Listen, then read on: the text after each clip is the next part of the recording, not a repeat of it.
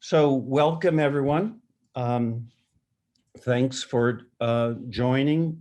We have a really nice sized crowd today, so that's always encouraging. So thanks everyone for being here, both students, faculty, and others.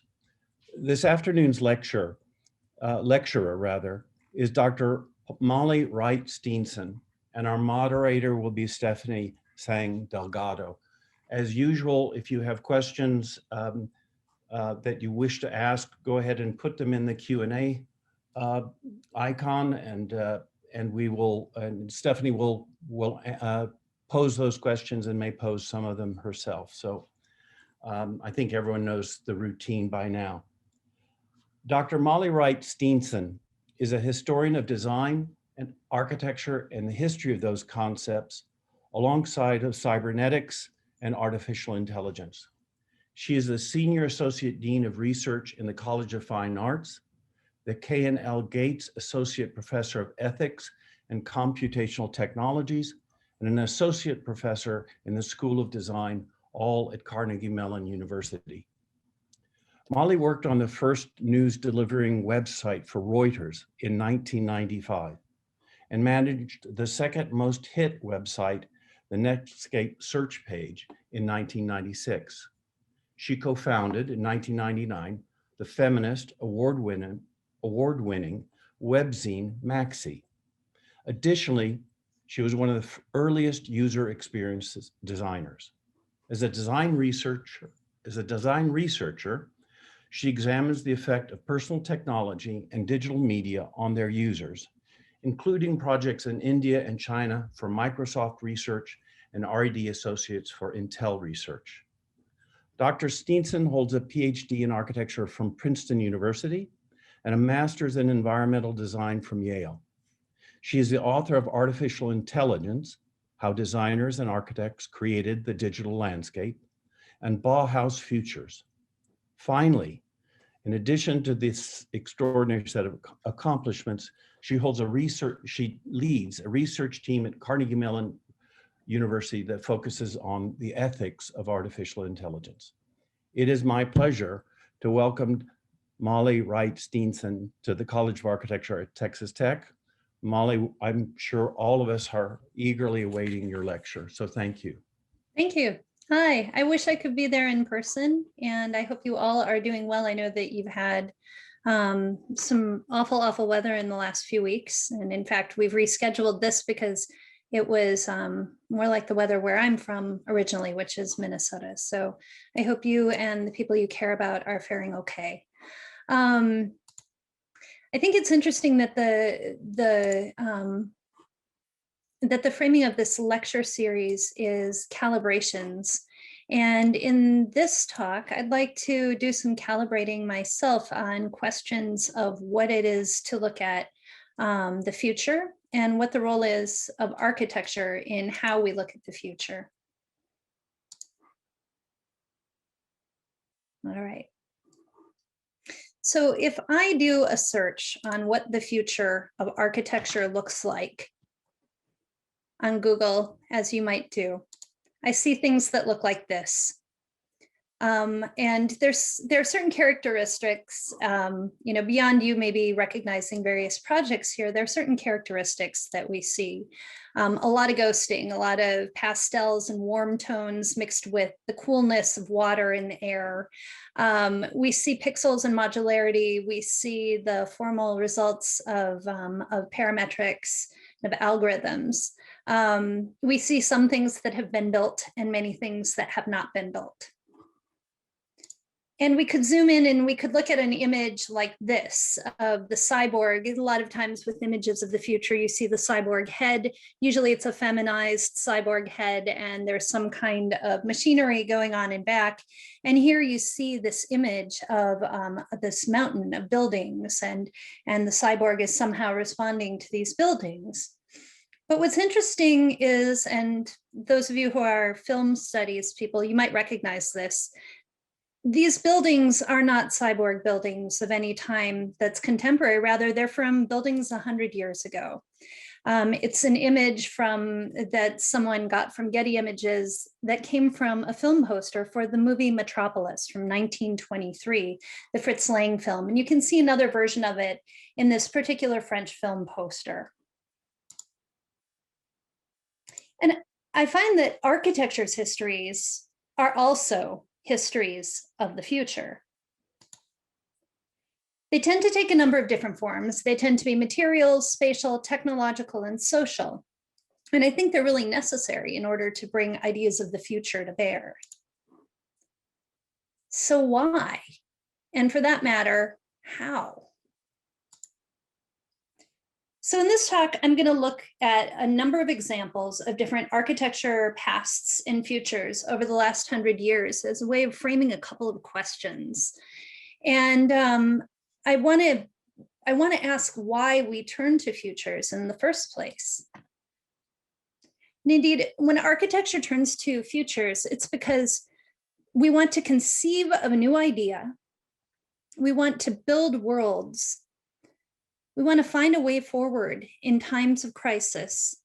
And we want to demonstrate the impact of technological change. But also, we want to frame new alternative ways of living and being. And that's one of the biggest reasons for why we do this. And you'll notice that I'm using the word future in plural. And that's because there isn't one future. There are many. And that's a point I'm going to come back to in some more critical ways as we move through this talk, as we might frame what a different starting point in the past might look like to give us a different arc for where we might go in our different kinds of futures. Some of you might be familiar with the idea of a futures cone. And this was something that Michael Voros came up with about 20 years ago. And it's sort of like you can imagine holding a flashlight of where we stand now today, pointing forward into the future. And the middle of that future, what we're trying to illuminate is what we're projecting, what we're saying will happen. And then there are other kinds of futures that you see. There's a probable future, a slightly bigger arc of what is likely to happen, a little broader than that yet, the plausible future. A little more than that, we get possible futures, and then we get the preposterous future. Now, why do we want the preposterous in there? As Jim Dator, who's one of the key people in the field of future studies, has said, any useful statement about the future should at first seem ridiculous. And this is a really hard statement to hear. As an aside, I was in a room with Jim Dator as he told this to a room full of judges and Supreme Court justices in California who almost stood and walked out because they said, we don't get to have preposterous futures when we're talking about justice. But I think if you look at the events of the last couple of years and where we stand, if we can at least look at what preposterous futures might be, we might be better able to understand their consequences of our actions. This is an uglier version, but I include this Voros cone in order to show just kind of what these different futures are like. Again, in the middle, the projected, the plausible and probable, the possible, the preferable, and the impossible. So we're going to do a little bit of time travel, and not quite like this. Although again, if we look in Google image search, these are the kinds of time travel images we get, the vortex and the swooping through time. And we're going to look at a number of different points in time. We're going to look at libraries and information systems and schools and ways to convey information and physical things. And we're going to come around to a couple of provocations from a contemporary perspective about how we might come up with different kinds of points of departure and different kinds of futures. So let's start with the 18th century. I brought us back to Boulez here in his Essai sur l'architecture. And I like Boulez a lot for what he wanted to project, what he wanted to use architecture to do. And in this sense, he wanted to use architecture as a way, as a theory of conceiving of what architecture is and does, and as a means of conveying information, as in this case for the second project for the Bibliothèque du Roi, the library for the king. So Boulez writes, it is necessary to conceive of architecture in order to perform it. It is this production of the mind, it is this creation that constitutes architecture that is of consequence to us, the definition of the art of production and bringing to perfection of any building. So he doesn't start with the fact that you must build for architecture to exist, but rather you must conceive of it in your mind in order to start modeling and bringing to bear what that architecture can be. And that to me feels very much like a statement of the future. And I want to point out that what's going on here in the background, he had this notion that these rows and rows and rows of books and information would be processed by handing information down, book down, by hand to hand to hand in a chain of people.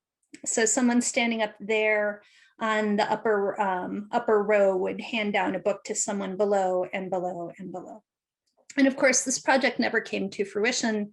In fact, a number of the things I'm going to speak about today were imaginary, and that's the point of it. But I do want to point out that this is a way of prefiguring futures. Now, what if I asked you to imagine the fastest way you could imagine to move physical information or material objects through space? You know, I wonder what kind of thing you might come up with. And if we were standing in a lecture theater where I could call on people, I might ask you to share a couple of your ideas. And there's a person who gave a talk to a room full of engineers and said at the end of describing this magnificent mode of conveyance and this huge, massive information processing device that he designed, he said, I wanted to talk to you of modern architecture, and I ultimately have talked about the architecture of the future. But that person was Julien Guadet, and it was 1886 when he described it. He was speaking to the Society of Civil Engineers in Paris, telling them about the Central Paris Post Office, which he had just finished designing. And it was a way of conveying information and processing mail faster than anybody could do at that time. And at that point in time, people received mail 7 times a day. And so the modes that the modes that required processing, I mean, this was really mission critical stuff. So he invented these chutes and these elevators as a way to get the mail up and back down again. And then they connected to a whole series of pneumatic tube systems that ran under the streets of Paris, the biggest pneumatic tube network anywhere in the world. But I find myself also thinking about these kinds of descriptions and someone like, sorry, my slides are not advancing. And something like this, the descriptions we see today of Elon Musk and the Hyperloop, be anywhere, move everything, connect anyone, itself a new kind of architecture, an architecture of the future, but just 130, 140 years later after Julien Guadet. I want to point out also that futures often take shape during times of crisis. And one of these times of crisis that and great kind of societal times of change in Europe was the Weimar Republic in 1919, founded 1918, 1919 in Germany. And at that point in time, due to the situation after World War I and Germany's war reparations, there was no money. And it was also a bad time to be a practicing architect.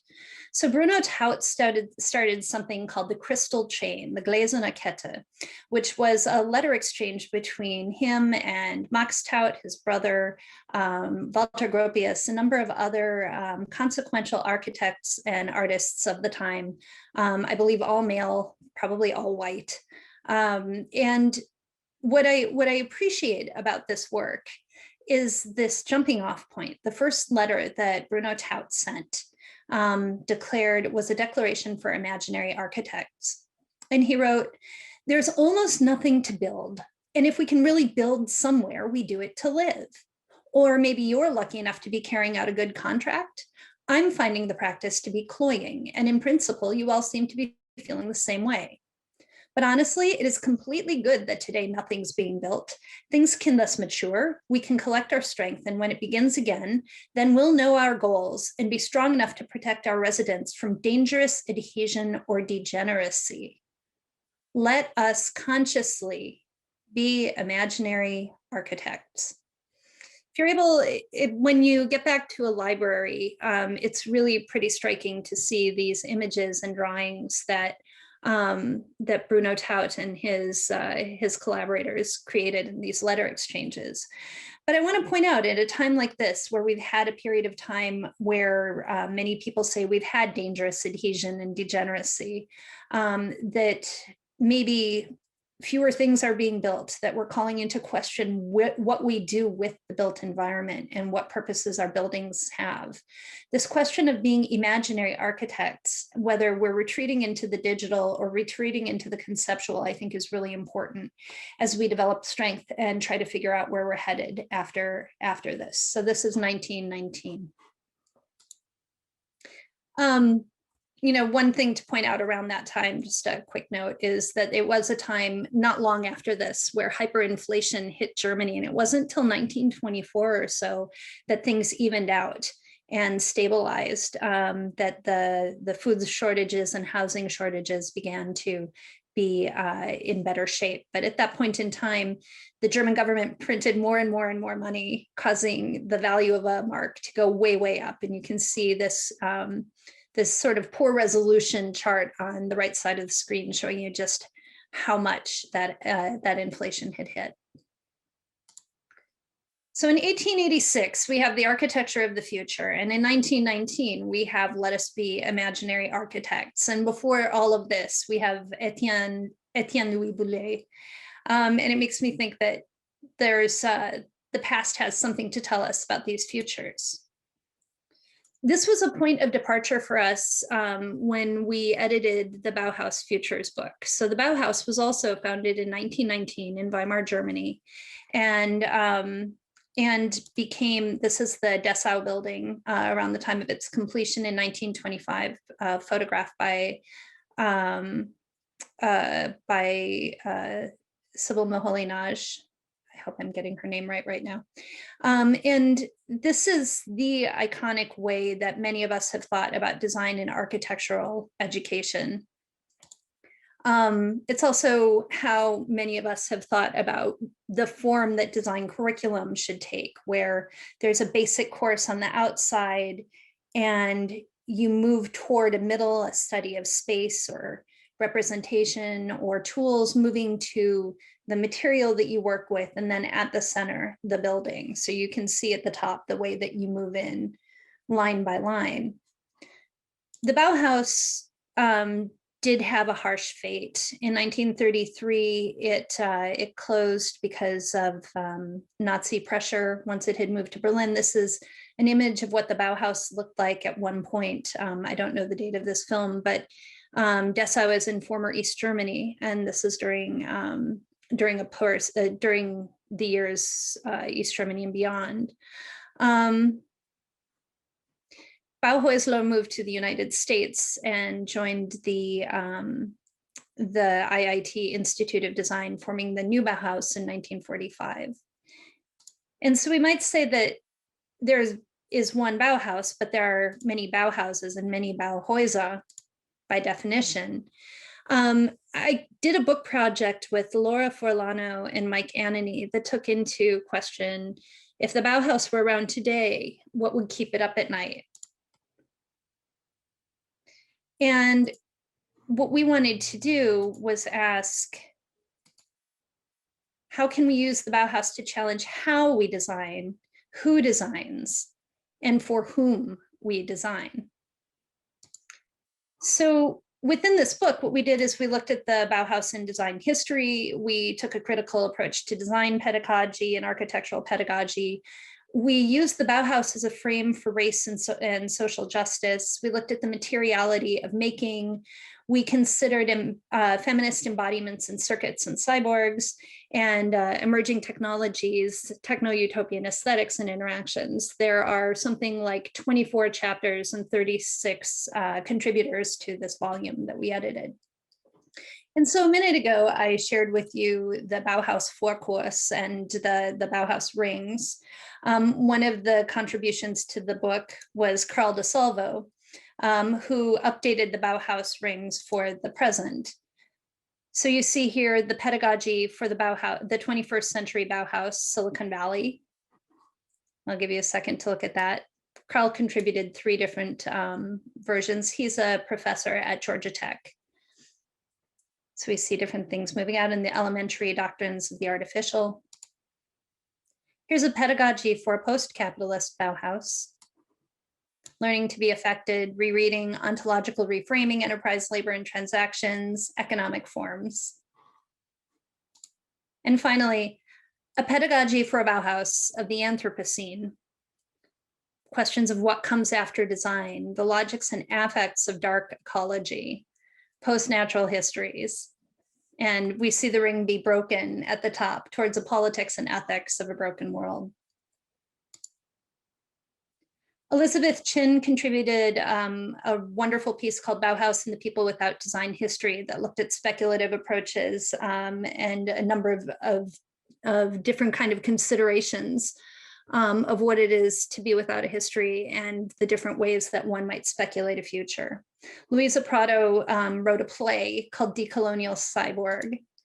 And Mitch McEwen, who I know has spoken in this lecture series, contributed a piece called Negro Bauhaus, Design and Politics of Experimental Life.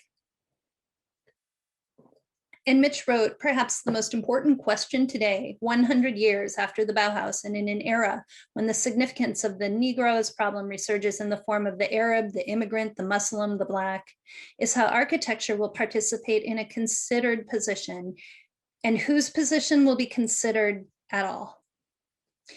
So Mitch is looking at how we use a framing of the Bauhaus and its whiteness as a critique against itself and a way to consider positions and subject positions today. So architecture builds worlds, and I think technologists know this. In fact, I think we all intuitively know it. For those of us who've become architects or who work in architecture and design, I think that's one of the things that attracts us to what we do.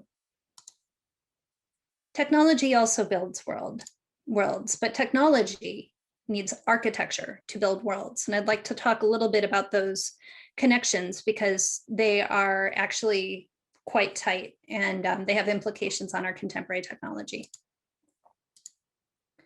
So one thing today is that AI does not exist without newness. We're actually studying the rhetoric of AI and ethics right now. And one thing you see is that there's always a cluster of words around AI, and one of them is new or future. So AI does not exist without newness. And here's what I mean. So if I Google AI is the new, I get things like this. AI is the new black. It's the next digital frontier. AI is the new electricity. But it isn't the new anything because it isn't new. And again, if we were in the same room, I'd be curious to know how old you think artificial intelligence is on one hand and what you think AI is on the other, how you'd characterize it. If we go back to 1955, we have the coining of the term. This is John McCarthy, and he's the co-founder of the MIT AI Lab and the Stanford AI Lab. In 1955, he said that AI is making machines do things that would require intelligence if done by people. And he pulled together a group of his closest compatriots and researchers to spend a summer at Dartmouth College in 1956. And they were going to hash out the entire research agenda of AI, which largely stayed in place for a long time, and to some extent still does. In that invitation letter, he said that he described AI as every aspect of learning or any feature of intelligence can in principle be so precisely described that a machine can be made to simulate it. Alan Turing, of course, said, I propose to consider the question, can a machine think? You might be familiar with machine learning. Well, machine learning is even older than the term artificial intelligence. Arthur Samuel popularized this term in 1952, referring to it as the programming of a digital computer to behave in a way which, if done by humans or animals, would be described as involving the process of learning. So a lot of commonality with these definitions. Learning, if it were alive, if it were an animal or a human, it would seem intelligent if done by them. You'll see here he's playing checkers with a computer. He fed this machine a number of checkers moves, and this is how it hashed out intelligence. And a lot of times in the history of AI, games were an early way of teaching moves to a computer to see its intelligence. And we see this, of course, with the AlphaGo system and the AlphaGo documentary that some of you may have seen a few years ago for a contemporary version of that. Here's some more people playing chess. They are people from my institution, Carnegie Mellon, or at that point, Carnegie Tech. They wrote in 1958 that intuition, insight, and learning are no longer exclusive possessions of humans. Any large high-speed computer can be programmed to exhibit them also. They thought they would have artificial intelligence figured out by about 1960. They figured they'd have the entire human brain modeled. Turns out to be a little harder than that. And this is a perceptron. This is the beginning of what today we call neural nets. The Navy, this is a 1958 article in the New York Times. The Navy revealed the embryo of an electronic computer that expects it will be able to walk, talk, see, write, reproduce itself, and be conscious of its own existence. And so we see these ideas that we hear again and again and again today, all the way back then in 1958. You might talk about symbiosis if you want to really talk about a melding of human and computer. And J.C.R. Licklider coined that one in 1960, saying that it would be a close coupling between the human and electronic members of the partnership. And then finally, Marvin Minsky, who controlled the field of artificial intelligence maybe more than any other person, who was in, who was out, and some disturbing things beyond. In 1961, he said, I believe that we're on the threshold of an era that will be strongly influenced and quite possibly dominated by intelligent problem-solving machines.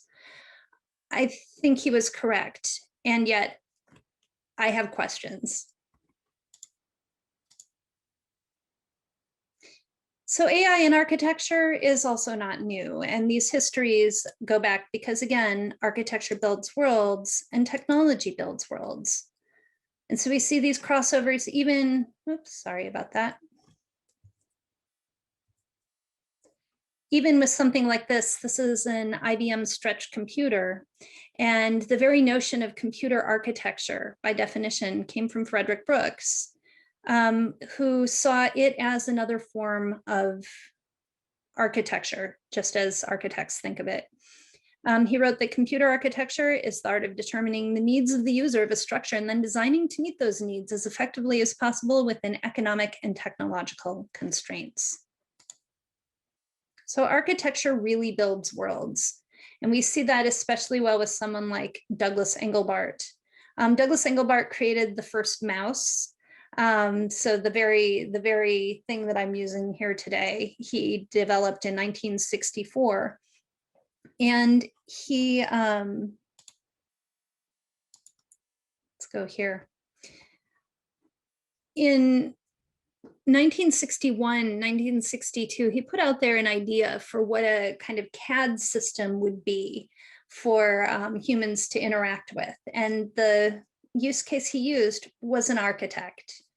And I find this really striking. Let us consider an augmented architect at work. He sits at a working station that has a visual display screen, some 3 feet on the side. It's his working surface. And then we see here, he's designing a building. There's surveying data involved.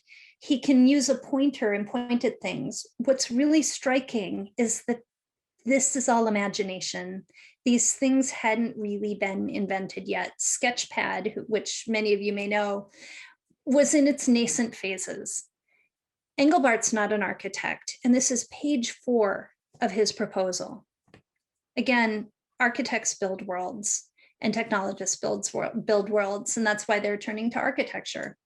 This later came to be the mother of all demos, and the mother of all demos was this amazing thing. You can actually see it on YouTube, where Engelbart is using hypertext, voice activation, a number of different ways of navigating information on screen. It's really a striking and stellar demo. But again, he's turning to architecture to bring this to bear and to make this future come to be.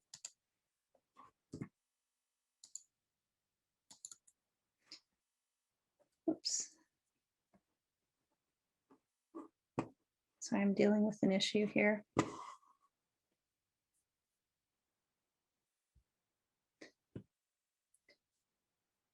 It's also about questioning, I think architecture in the future is about questioning the worlds we build. And on one hand, we might see something like Archigram. Archigram is the architecture collective and what today we might call zine makers. Back in the 1960s, they were based in London, and the various Archigram zines were depictions and images and collages of technology and technologized society. So here are 3 of many. If you are less familiar with Archigram, or even if you are familiar, the Archigram archives at the University of Westminster are just fabulous. And these are ways that we might see technology built into the world around us, whether for media or for ways of living, or on the right as megastructure. Rainer Banham said of Archigram is short on theory and long on draftsmanship, and they did what they did for the sheer hell of it, which is true. A lot of people have said don't focus too heavily on the ethos behind it, but rather on the image production. I think that your mileage may vary. We see other kinds of futures in the work of radical software. This is not architectural, but it is media. And yet we're starting to see different kind of vector-based imagery produced by similar entities at that time. At that time, radical software here is referring to the content of a video program. This was sort of the genesis of video art and the video art movement. I want to move ahead to Cedric Price for a bit. Cedric Price was born in 1934, died in 1936, died in 2003. And I appreciate Cedric Price a great deal for how he used information and technology as a way to change how people thought about architecture. He's best known for saying, if technology is the answer, what was the question? And his good friend Roy Landau said, if AI hadn't been invented, Cedric Price would have had to invent it. He's best known for the Fun Palace, which is a project you might be familiar with. And I want to point out that he did this with Joan Littlewood, who was a radical theater director in London, I think several years older than him. And they wanted to envision what a recombinable mobile cybernetic theater would be like. And the idea would be that it would come to anticipate the desires and needs of its users before they knew what they were. And there was a 27-member cybernetic committee that worked on the Fun Palace. I should mention the Fun Palace was never built. It was never succeeded at being built. But if you look at this particular diagram, this cybernetic diagram, you see kind of in the middle input of modified people, actual network, and then output of modified people. And this is how they envisioned that maybe interacting with a building or a structure would change you just as you would change it. Buildings weren't there to be static. Buildings were there to challenge you and to make you, or make the architect, or make society think differently as a result of having interacted with them. Most of Cedric Price's buildings were not built. So they again exist as provocations, but I think they're different than Archigram's work in that they got to the level of construction drawings and engineering drawings They weren't just there for producing the imagery that Archigram did. Cedric Price had a project called Generator, which some consider to be the first intelligent architectural project. At least some of his contemporaries at the time in the 70s and early 80s were saying that's what it was.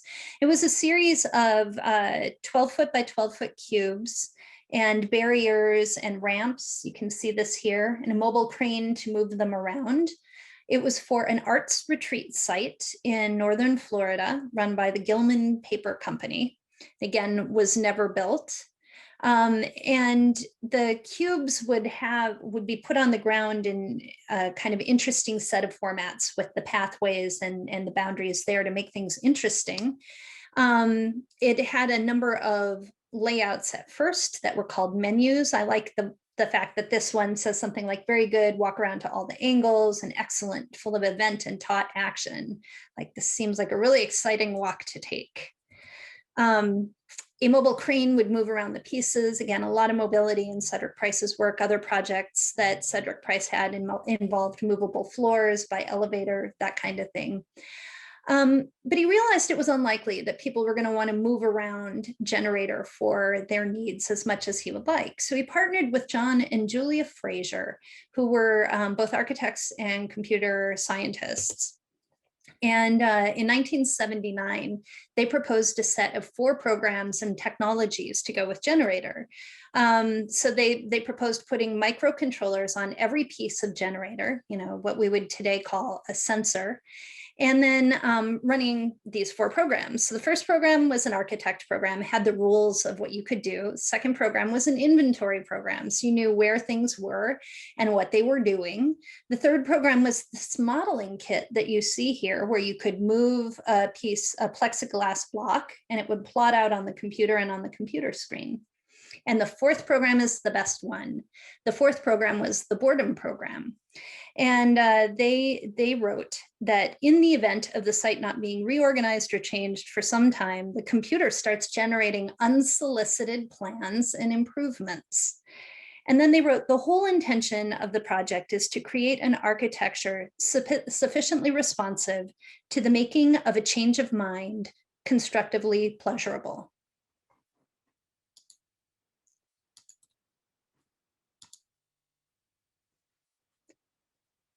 John Fraser wrote to Cedric Price in 1978, if you kick a system, the very least that you would expect it to do is kick you back.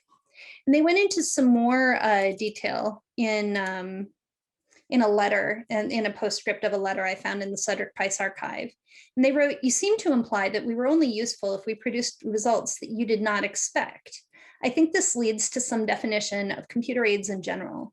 At least one thing that you would expect from any half-decent program is that it should produce at least one plan which you did not expect. And I find myself thinking here of that futures cone, right? That instead of saying, this is what it must be, I rule this technology and it carries this action out for me. Instead, the computer aid is there to expand the possibilities that you might encounter in the future. And these ideas pick up again today. I want to share in the next frame, I'm going to play a video by Madeline Gannon, who is a graduate of Carnegie Mellon School of Architecture. She got her PhD a couple of years ago. And she calls herself a robot whisperer and robot tamer. She trains robots to do things that question how we interact with them. And she brought a robot from a construction line in Germany, from a car factory, automobile factory, and brought it to the Design Museum in London, where people could interact with it and try to get it not to be bored with them. So listen here to what she has to say about that process. When everything comes together and you're in the space with the robot and you just have a very raw experience with this animal-like machine responding to your every move, all the technical aspects sort of melt away into the background. It's incredibly important to have opportunities and spaces to come in and experiment and misuse these existing technologies. I love this idea of opportunities to play with the boundaries and misuse existing technologies. There's a long history of architects being very afraid of computers, and I think this opens up a different set of possibilities. So in Cedric Price, we see someone who challenged everything: the architect, the inhabitant, the client, building, design process, politics, not just responding to change, but using architecture to generate change. And this question, technology is the answer, but what was the question that he's so famous for asking? A good friend of Cedric Price was John McHale, and John McHale, who had been a part of the independent group, was a futurist. And he wrote a book called The Future of the Future in 1969. In fact, various parts of this book are published in AD right around that same time. And I'm struck again by how this framing of the future at this point in the late 60s seems really important right now. And he writes, the future of the future is what we determine it to be, both individually and collectively. It is directly related to how we conceive of its possibilities, potentials, and implications. And he carries on to say, the range of predictions regarding the future now is relatively enormous. So again, we see the futures cone expanding. And by the way, Cedric Price is actually listed in the futures directory. I'm sorry, I can't find a better picture of it, of the volume. My notes from it come from the Canadian Centre for Architecture, but this is the listing that Cedric Price was listed in: long range planning, environmental forecasting, and direction of work in manpower and environmental research. So he's listed in the futures directory and considered himself a futurist. I want to change gears and move to a couple of ways to talk about this moment of looking back and looking ahead and what some of the stakes are. And to do that, I'm going to refer to the work of two people. One is Maria Göransdotter, who is a Swedish professor. She has been the vice rector of Umeå Institute of Design in Umeå, Sweden, and recently finished her PhD at Umeå University. And her dissertation is called Transitional Design Histories. This is available online. You should be able to download it. So I recommend it. And the other piece of work I'd like to share is by Carlton McElwain, and it's the book Black Software: The Internet, Racial Justice, from the AfroNet to Black Lives Matter. And I want to use these to talk a little bit about points of departure, points of future. In transitional design histories, Maria Göransdotter puts forth the idea that the point of departure that we use to determine a future has an impact on the futures that we can even imagine. And in her dissertation, she's looking at Swedish design history and reframing things from a feminist perspective, using a lot of contemporary design tools. I'm not going to go into that right now, but I just want to put forth the idea behind it. So she writes, the things we use to think with influence the things we do and the things we make, whether the thing is a material object, a process, or a concept. Approaching the concept of participation with the aim of making a design history has as much to do, perhaps more, with exploring what history emerges as what it does for our present day ways of understanding.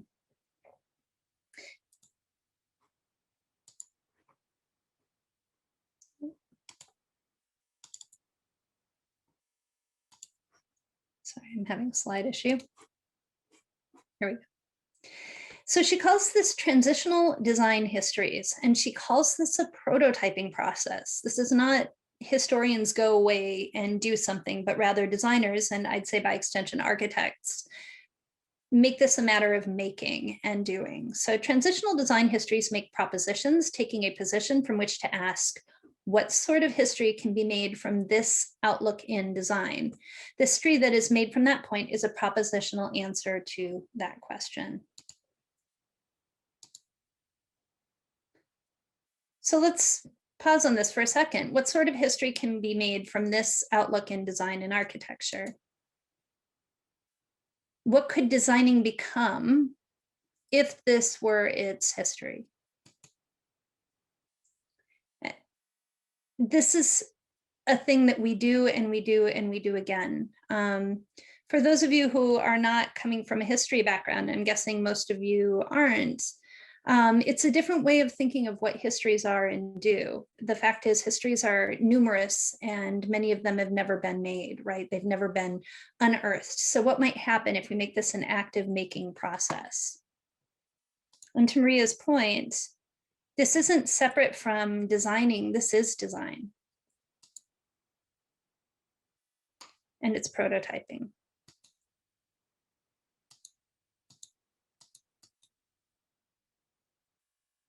So that futures cone that we saw at the beginning, she starts envisioning what that might look like and what the implications are from a history standpoint. Changing the stories we tell about what the present is and where it comes from can support changing how and on what we choose to take action.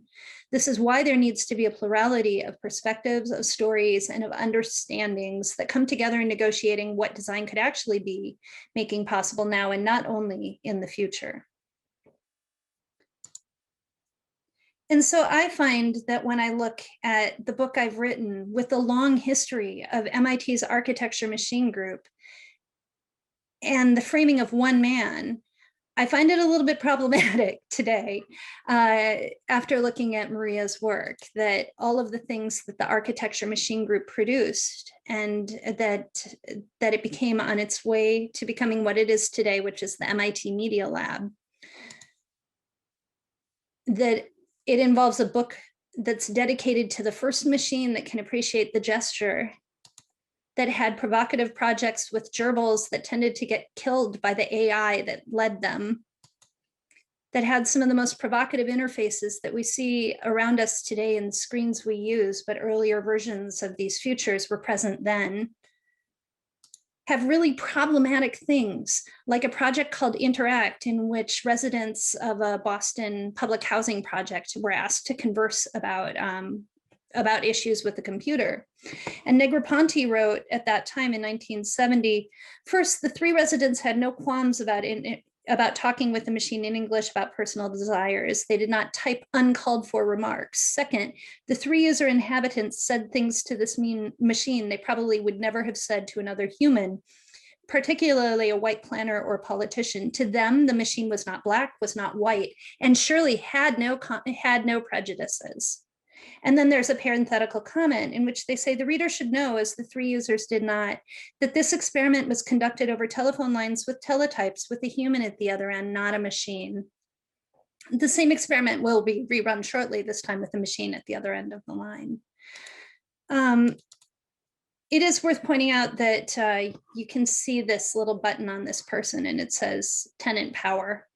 And it begs a question of who really is interacting in those pasts and in those futures.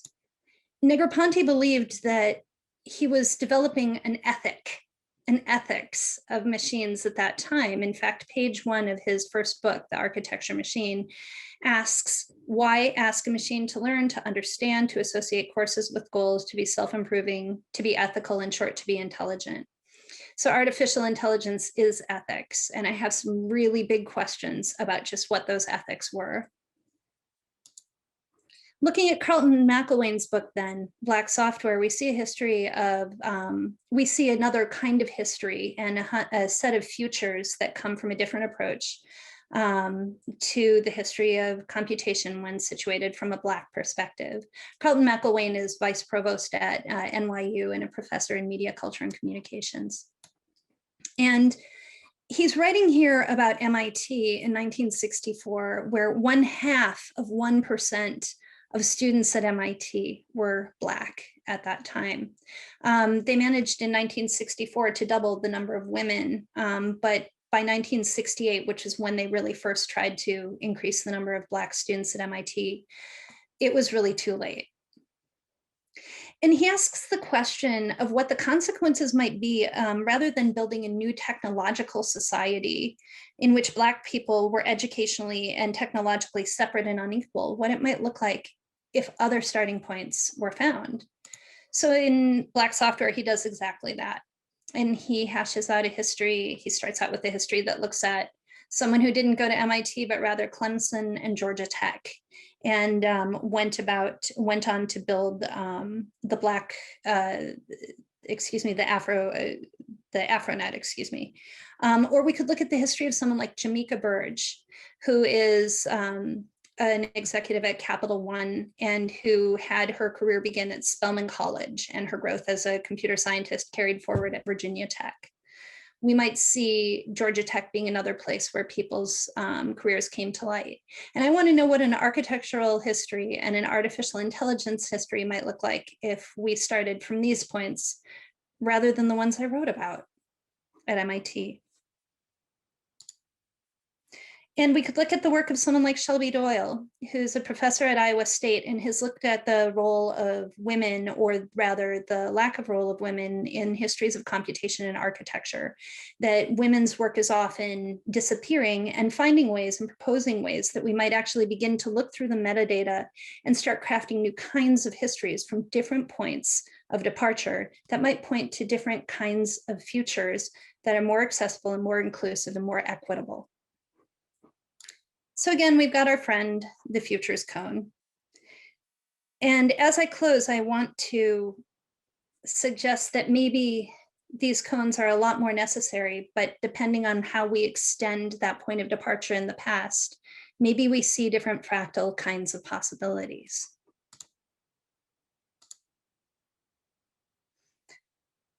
I started out saying that we would look at how architecture turns to futures to conceive of new ideas, build worlds, find ways forward in times of crisis, and demonstrate the impact of technological change, and to frame new alternative ways of living and being. And we're certainly in this mode today. We're at a point where we see many things in question and in crisis, and yet we are still architects, we are still designers, we're still here, and we still believe in something that might cast us forward. Herb Simon wrote, "To design is to devise courses of action aimed at changing existing situations into preferred ones." And as I close, I'd like to ask, who defines what is preferred? And how might new histories make for new architectural futures? So I'll stop there. Thank you.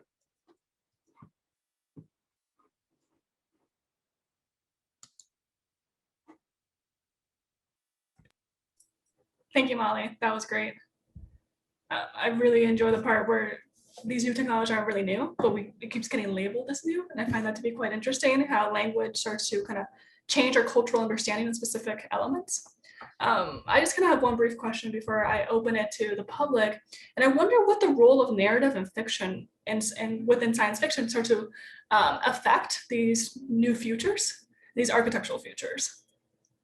I think that you can't disengage narratives and futures from this whole process. You know, I think that even when we look back to Boulez, we see elements of that playing out. I noticed that there are folks like Liam Young, of course, and Fiona Raby who play out certain kinds of architectural futures, and a lot of critique against the things they play out too, because a lot of those futures look pretty sanitized, white and white box. And so there's a question, okay, there's a request for the book title. I'll put that back up in a second. So there's a question, I think, of how those things play out. But yes, we absolutely need narratives and speculation as a way of coming up with new kinds of images that make other people understand where we'd like to take them. Architecture isn't static. I mean, buildings might be situated in the ground, but it unfolds over time. Thank you. We have a question. How would you distinguish between learning or the ability to learn and intelligence? Is it a premise that one naturally leads to the other? May I ask to elaborate on this? So looking at it historically, for one, learning and intelligence are one and the same. You're right to see that. So looking at someone like Alan Turing, who said, I propose to see, can we teach a machine to think? He thought that rather than starting a machine off with a lot of expertise, he saw it more like a blank page of a journal or a child's mind that might grow and learn over time. And I think that notion of something learning over time is highly connected to intelligence. I wonder if we could imagine an intelligence where it doesn't learn, right? Like, does it actually become intelligent? I think that distinction holds true today.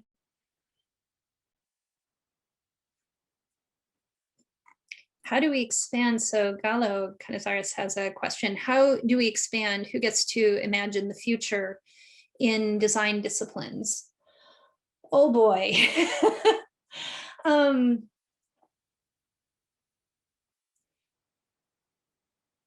I think all kinds of ways. It's not an easy thing to be able to become an architect or a designer. I think that, it's interesting. My role is in a school of design, and I think that it's even harder to know that design careers exist than architecture careers, because you at least know you're encountering buildings and construction sites all the time when you're little. It's hard to know how the technological devices around you get made. But I think there's a tremendous amount of outreach and inclusion that needs to be happening in our schools and in the ways that we grow up. But also, I think that this question that I've been trying to orbit here, what our histories are and what our futures are, is really important. The point that Carlton McElwain makes in his book that just hit me so hard is that if you start with a history of technology that starts with a different university, you get a really different kind of future. And I'd like to imagine what those are. I'd like to imagine how we give voice and give recognition to people who do things. There's only, if you consider something like the Paperless Project, which I didn't mention here at Columbia University in the early mid-90s, the only woman who gets credit is Keller Easterling. Now, it's possible Keller was the only woman there, but I kind of doubt it. And I find it highly suspect that there's one, maybe two women in the whole narrative. That just seems like something's missing. And then I'd like to ask, where are the Black students? Where are the Latinx students? And where are these other voices who have never even been documented? That's where we need to start.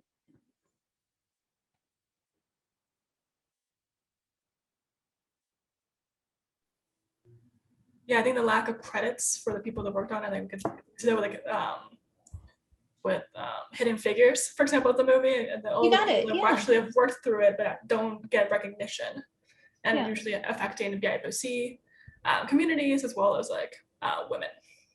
I like the fact that you brought up Hidden Figures. So there's also, there's a question there of intersectional identity, right? These aren't just women, they're Black women. Mm-hmm. And they're Black women who the movie demonstrates that they can't use the bathroom in the building that they work in. Yeah.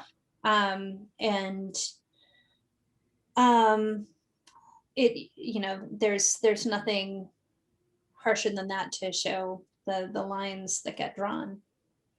But again,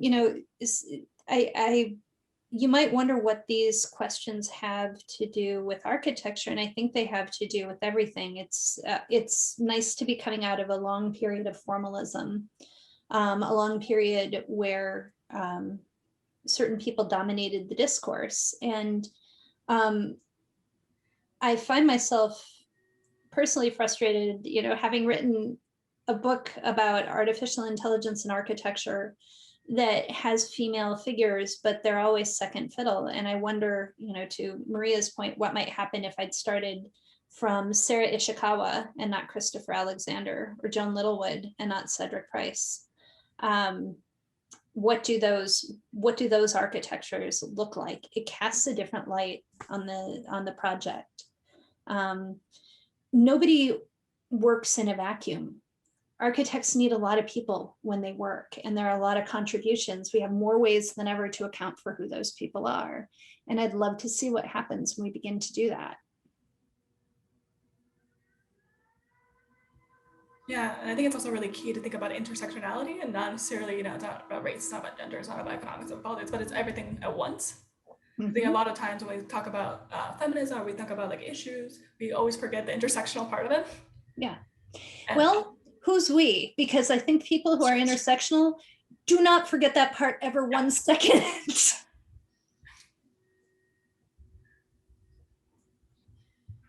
If there's any more questions, if there are any more questions, and please put them in the Q&A.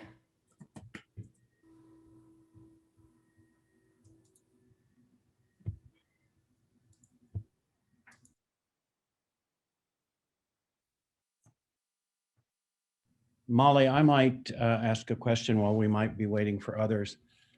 I was struck by how a great deal of what you said fits into a history of the imagination, or I think it would be more accurate to say histories of the imagination, where we're talking about the human capacity to imagine something that's not there.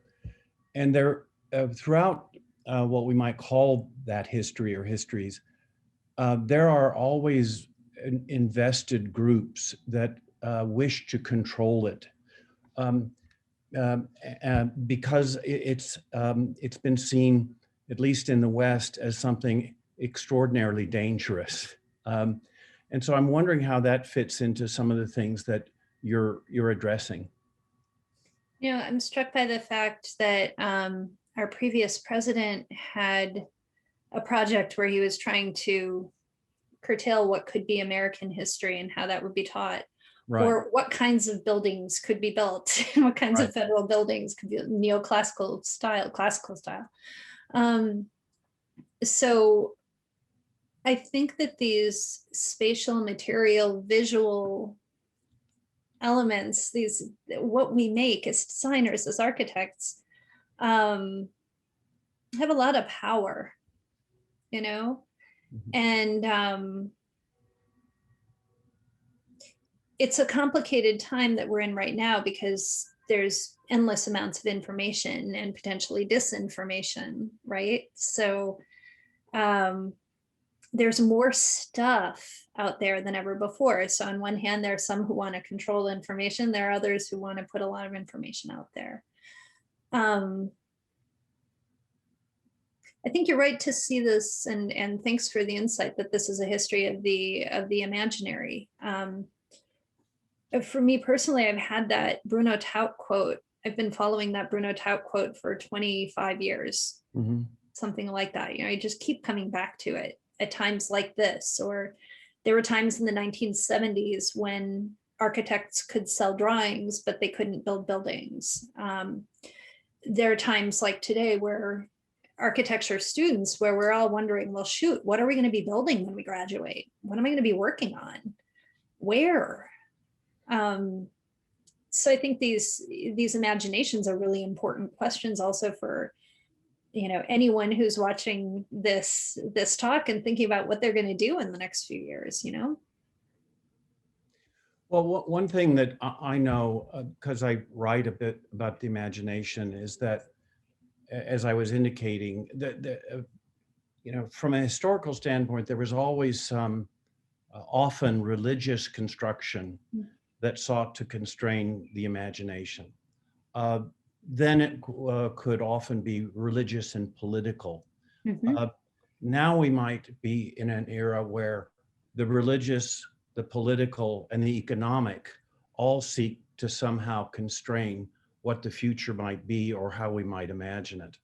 And that is a frightening prospect. And I think I would tend to agree with you that it's in the end up to individuals. But I guess what I want the students to hear especially is that this requires a certain kind of fearlessness to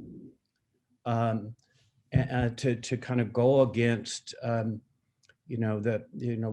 boundaries of the imagination that are always trying to be set by others. Definitely. And you are the person, you're the people with that imagination, not, you know, surely not us. It exists in the media that you're engaging with every day. It's all of the social media, it's your mobile social media, it's TikTok, it's whatever it is that you're using that I don't know you're using, because because I'm a dork. But like, you know, this is how this stuff comes to life. And, you know, I think we're seeing a first wave of architects whose first architectural education came from Minecraft and Fortnite, right? And, you know, what does your world begin to look like? What does architecture begin to look like then? And what does digital architecture look like? So yeah, it's about your imagination and the things that you do to challenge the rest of us. So there's a question from Gallo, which says, I think computation also affects the imagination. I would suggest that Christopher Alexander was influenced by the discrete and mathematical ways of arranging data and following logic problems. Is this part of a feedback loop? Tech often feeds back into our possible futures, either through limitations or imagery. Totally, totally. And, you know, again, I'll point out that my whole history of AI came because of Christopher Alexander, and a footnote in Notes on the Synthesis of Form. That was where I first saw an architect refer to AI, not cybernetics, not something else, not computer-aided design, but AI. And I thought, that's weird. I want to go research that. And so I started this research project, I guess, in 2007, and wrote the book, and the book came out in 2017. Point being that they work back and forth, and the technologists of the time needed architects to give them big enough use cases to develop the computers to do it, right? There's always this question of you know, building a world. So if you need amazing things to build a world, you're going to need amazing machines to build that world. So they are a feedback loop. An imagination feedback loop, which is way more fun than just like a technological feedback loop.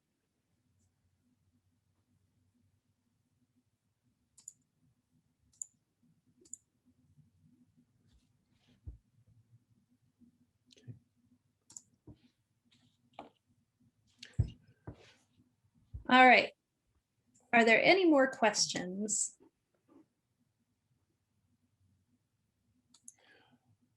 I have a question, and I don't know the best way to get this answer, if it could come through, if it's possible for it to come through chat.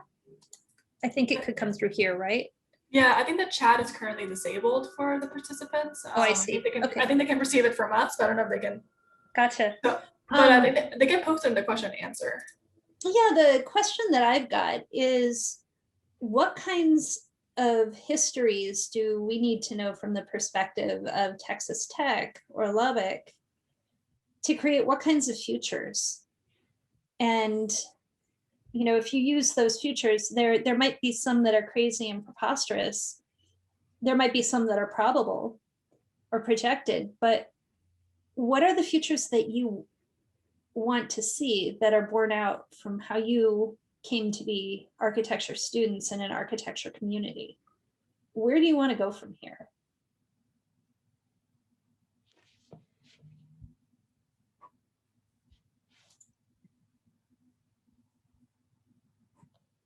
Let's see if that'd work.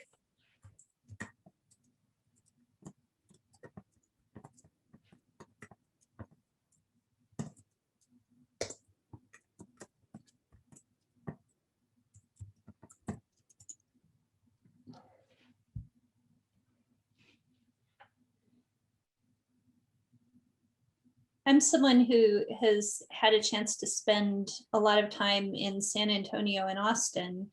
I've never been to Lubbock, and I've never been to Houston, but I have spent a lot of time in those other places, and down kind of near Raylitos in Bexar County.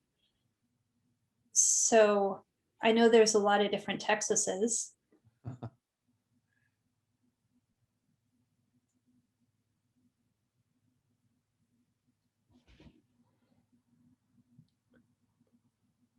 I think they're being polite and polite Texans right now. Well, hello, polite Texans. Polite Texans, and yet I know that your games are very loud, and that there are a lot of traditions at Texas Tech. Maybe I might leave that there though as a provocation for you to think through looking forward. What would be your point of departure or points of departure? Why did you come to architecture? What's necessary from your history and your histories and your experiences? And where would you want to bring that looking forward? What becomes possible from there? Ursula has a comment in the question and answer. I can speak for the border satellite program in El Paso. Our students here are interested in alternative histories where the Western European model might be outdated. Part 2, the border context is a way calibrated as locality, and then the edges is the center. Yeah. Absolutely. The Western canon is so limited. Recently I got to know the work of Miriam Halawi Abram. She's Ethiopian, and she uses game visionaries as a way to envision and revision different kinds of pasts and futures. And it's just kind of beautiful, immersive work. Or the work of someone like Tandy Lowenstein, who's an architect working on questions of the space system in Zambia. And in countries in South Africa, and the different kinds of imaginaries that they carry forward. And her work is this crazy amalgamation of film and sound and video and narrative that is super engaging and brings a ton of things to light. Some of you may know the work of Ahmed Ansari, who is working across design and architecture both. He's at NYU Weldon. And he does a lot of work on decolonization. Some of his work is on design. A lot of it is using design theory, but he's also taking a look at things like design education in Karachi, which is where he grew up, and developing a history of design education so that he can understand what other kinds of futures become available. And it allows questions to be asked, like a student that we have in our master's program who's from India, who says, well, what might a computer look like that is completely developed in an Indian context, that has an Indian computational model, that has an Indian programming language? What if it's completely developed from that perspective? Again, I'm really curious about where we head when that's what we use. There are works like, there are people like Anab Jain and Superflux, her design firm, that put forward those kinds of futures as well.